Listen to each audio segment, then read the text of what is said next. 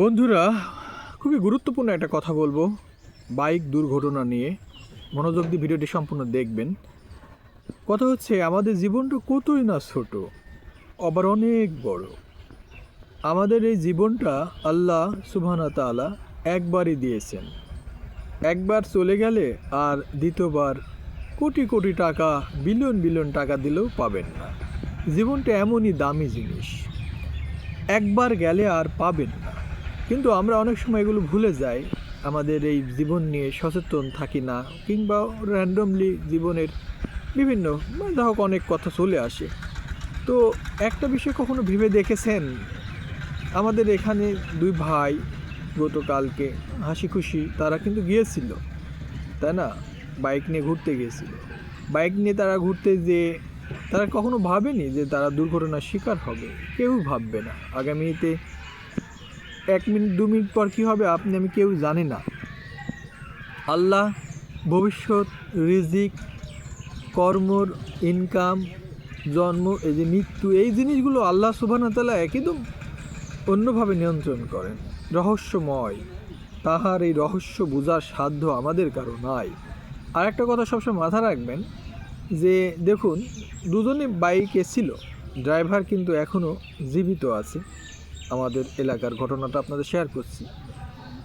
কিন্তু যিনি বাইকের পিছনে ছিলেন তিনি কিন্তু অলরেডি তাকে আমরা দাফন করেছি জানাজা শেষে।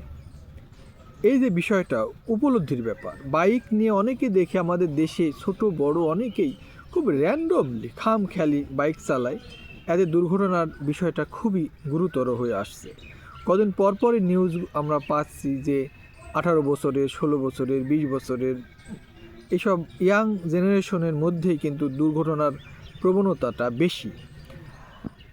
মানুষ মরবে অবশ্যই, সবাইকেই আমাদের মরতে হবে, মরণশীল আমরা, কেউ থাকবো না, মৃত্যুর স্বাদ নিতেই হবে প্রত্যেক প্রাণীর।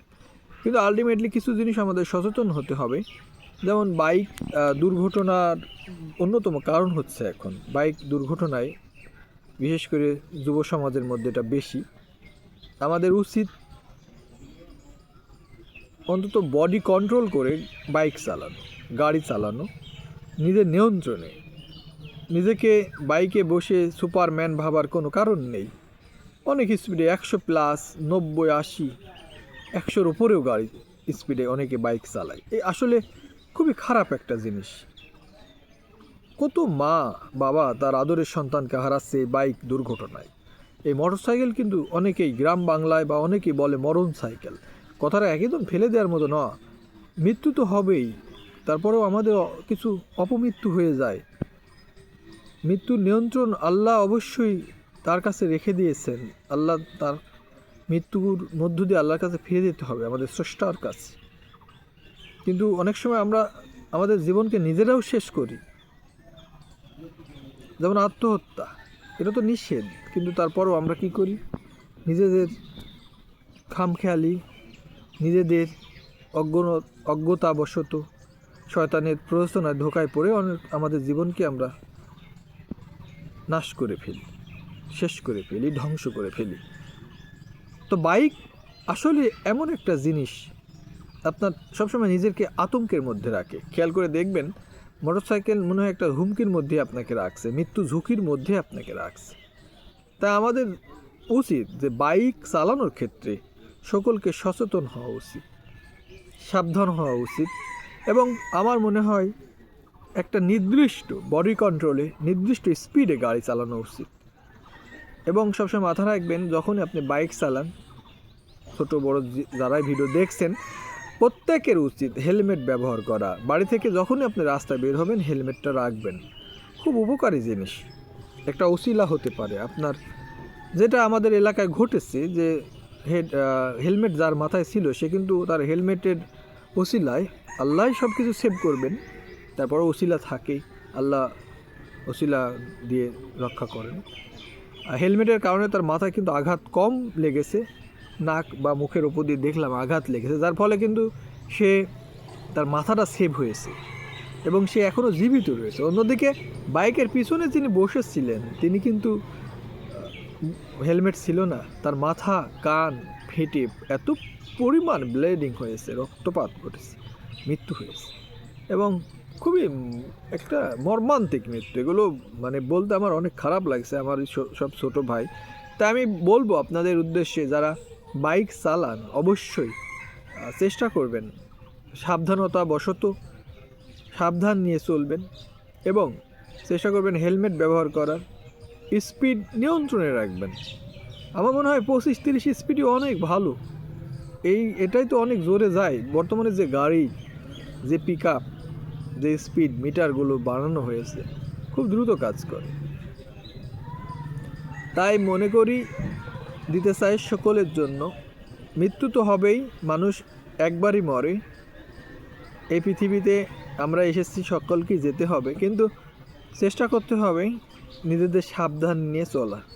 যারা বাইক চালান তাদের কাছে অনুরোধ, ভাই অবশ্যই নিয়ন্ত্রণে গাড়ি চালাবেন। বাড়ি থেকে যখনই বের হবেন অবশ্যই হেলমেটটা সাথে রাখবেন। আর একটা কথা সবসময় মাথায় রাখবেন যে আপনার পরিবার আপনাকে নিয়ে অনেক স্বপ্ন দেখে, আপনার পরিবার আপনাকে অনেক ভাবে। তাই চেষ্টা করবেন মা বাবার কথাও ভাবার, মা বাবাকে সময় দিবেন, তাদের কথা ভাববেন, আপনার বন্ধুদের কথাও ভাববেন। আল্লাহ আমাদের সকলকে ক্ষমা করুক, মাফ করুক।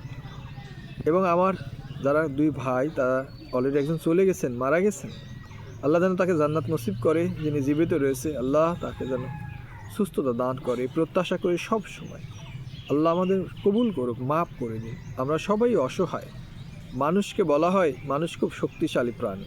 আমি বলি মানুষ দুনিয়ার বুকে সবচেয়ে অসহায় প্রাণী। মানুষের চেয়ে অসহায় প্রাণী আর কেউ নেই। আপনারা দেখবেন হাতি, কত শক্তি তার গায়ে, উট তাদের গায়ে কত শক্তি, গরু। আমি তো মনে করি তার তুলনায় মানুষের কিছুই শক্তি নেই। মানুষই অসহায়। শুধু মানুষের বিবেক বুদ্ধি রয়েছে, জ্ঞান রয়েছে, মানুষকে এজন্য সর্বশ্রেষ্ঠ কিন্তু বলা হয়ে থাকে। ওপর দিকে ভেবে দেখবেন মানুষ আসলেই অসহায় প্রাণী।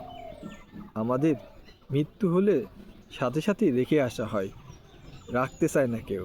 মা বাবা, বন্ধু, আত্মীয় স্বজন, স্ত্রী, সন্তান কেউই আপনাকে রাখবে না।